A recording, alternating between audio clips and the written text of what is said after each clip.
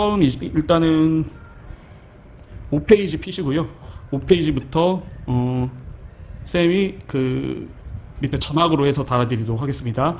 처음에 절대왕정과 봉건 세력을 타도하여 시민이 국가 권력을 획득한 역사적 사건. 절대왕정, 봉건, 그 다음 시민 들어가면 되겠고요. 그 다음에 장원제가 붕괴되고 뭐죠? 젠트리. 그 다음 그 도시 상공업이 발달되고 그 다음에 그 밑에요. 청교도로서 의회에 진출. 청교도 의회. 그 다음 전제 정치가 뭐에 의해서 발전됩니까? 전제 정치가 왕권 친수설에 의해서. 그 다음에 찰스 1세와 의회의 갈등이 고조되면서 결국에는 어떤 혁명? 청교도 혁명. 크롬웰의 철깅을 중심으로 의회파가 승리를 하면서 찰스 1세가 처형이 되고 뭐가 수립됩니까? 바로 공화정이 들어가야 됩니다. 공화정 수립. 그리고 누구가 독재 정치를 하죠? 크롬웰이 독재 정치를 합니다. 그 다음에 청교도에 입각한 뭡니까? 금욕주의 정책. 청교도에 입각한 금욕주의가 들어가면 됩니다. 금욕주의. 자, 그 다음 6페이지입니다. 6페이지. 자, 6페이지는요. 처음에 명예혁명. 자, 명예혁명으로 아빠인 제임스 2세가 딸과 사위에 의해서 장인어른이 축출되는 겁니다. 추방되고 그의 딸 누굽니까? 메리 2세 그리고 윌리엄 3세를 공동왕으로 추대하죠. 들어갈 건요. 메리 2세, 윌리엄 3세. 그 다음에 권리장전 굉장히 중요합니다. 권리장전. 자, 그 다음에 무혈 입성으로서 영국에서 절대왕정이 무너지고 뭐가 성립됩니까? 바로 입헌군주제. 그 다음에 이제 조지 1세라는 독일인 영어를 못하는 왕이 생겨나니까 이때 생긴 게 바로 내각 책임제. 그리고 의회 권한을 강조한 권리장전 그 밑에 들어가는 건요. 의회가 들어가면 될 것 같습니다. 영국 사회 변화로 청교도 혁명이 일어나다. 자, 청교도는 쌤이 이렇게 얘기했죠. 청교도는 이제부터 신교 교회. 어느 동네를 가도 그 지역의 성당은 하나입니다. 성당은 하나인데 교회는 굉장히 많죠. 처음에 가톨릭이 있었는데 로마 교황청이 있었는데 이게 평하고서 튀쳐나 나왔어요. 누가? 처음에 칼뱅이라는 애가. 그래서 가톨릭 싫어 해가지고 나온 게 그래서 요거를 구교라고 하고 가톨릭 구교 선생님은 성당이라고 부르죠. 성당. 그리고 칼뱅이 제일 처음으로 그 신교로 나왔기 때문에 이 사람을 신교에서의 교황이라고 부르기도 했습니다. 그런데 이 사람이 신교 교회인데 처음에 이 사람이 1호예요. 1호.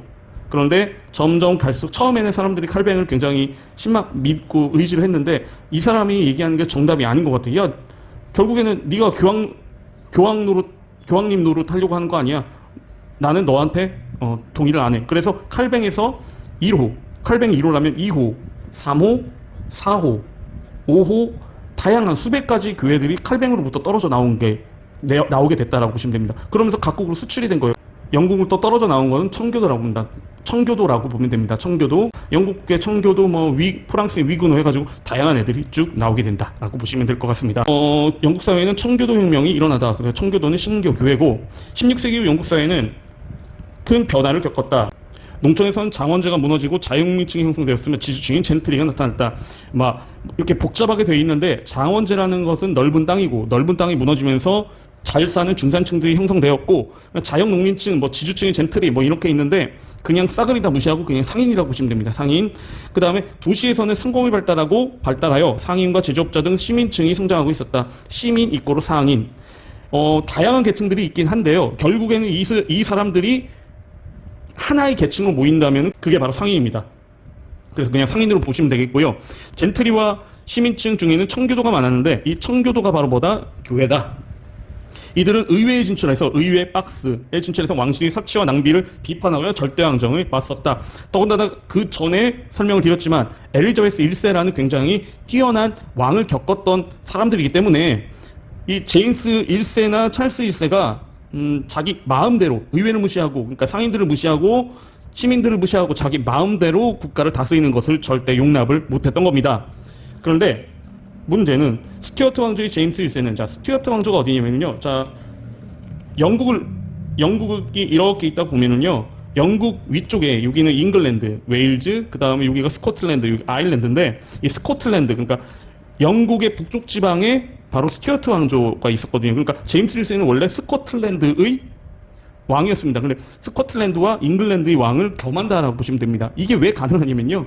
그러니까 유럽의 왕조들은 그 상당히 복잡한 친척 혼인 관계를 맺고 있었거든요. 그러니까 이런 혼인 관계를 따라서 어떤 나라의 왕을 겸하는 거는 절대 왕정 시대에는 매우 흔한 일이었다라고 보시면 됩니다.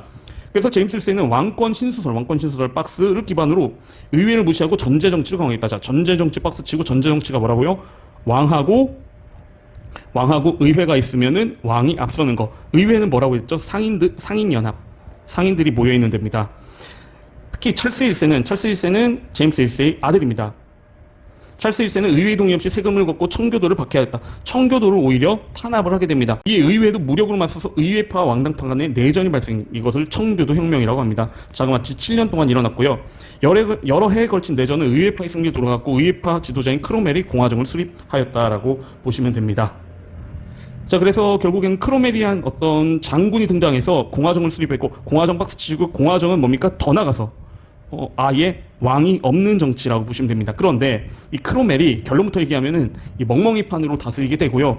오히려 아주 성군이었던 엘리자베스 1세를 겪었던 국민들이 야 이거 차라리 왕이 나왔다. 우리가 좀 너무한 거 아니야? 해가지고 찰스 1세의 아들인 찰스 2세를 몇십 년 만에 다시 자리에 앉힙니다. 명예혁명으로 입헌군주정이 시작되다. 자, 명예혁명 박스 치고는 명예직이 됩니다. 영국의 국왕자리가 명예직이 됩니다. 그리고 입헌군주정 박스.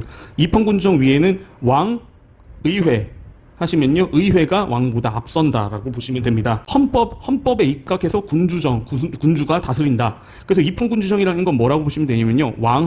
왕하고 법이 있으면은 뭐가 앞선다? 법이 앞선다. 근데 이 법이라는 것을 누가 만듭니까? 의회가 만든다. 그럼 의회는 누가 있어요? 바로 상인들이 있지 않습니까? 상인연합. 그리고 상인이 시민이니까 결국에는 뭡니까? 상인들이 왕보다 강해진다. 바로 입헌군주정이 수립된다. 크로멜은 엄격한 청교도적인 금욕생활을 강요하여 국민들이 지지를 잃었다. 그가 죽자 다시 왕정이 등장하였고 찰스 2세와 그 뒤를 이은 제임스 2세는 전제정치를 강화하였습니다. 전제정치, 왕권 위주의 정치를 합니다. 그러니까 이에 의회는 제임스 2세를 추방하고 신교도인 메리 공주와 남편 윌리엄 1세를 공동왕으로 추대하였다. 자, 이 사람이 누구냐면요. 바로 제임스 2세의 딸입니다. 딸. 제임스 2세의 딸과 윌리엄 3세는 그러니까 딸의 남편이니까 사위죠. 그러니까 그 딸과 사위에 의해서 그 장인어른이 추방이 된 거다. 이 윌리엄 3세는 그때 당시에 네덜란드 총독, 그러니까 네덜란드를 다스리는 왕이었다라고 보시면 됩니다. 그래서 공동왕으로 추대가 되면서 네덜란드 군을 이끌고 영국을 상륙하게 됩니다. 그런데 영국에 있는 어떤 누구도 제임스 2세의 명령을 듣지 않았지요. 이 모든 과정에서 피를 흘리지 않고 진행되었기 때문에 이를 명예혁명이라고 부른다. 이듬해 공동왕은 의회의 권한을 강조한 권리장정을 승인하였고 이로써 영국의 입헌군주정이 수립되었다라고 보시면 될 것 같습니다.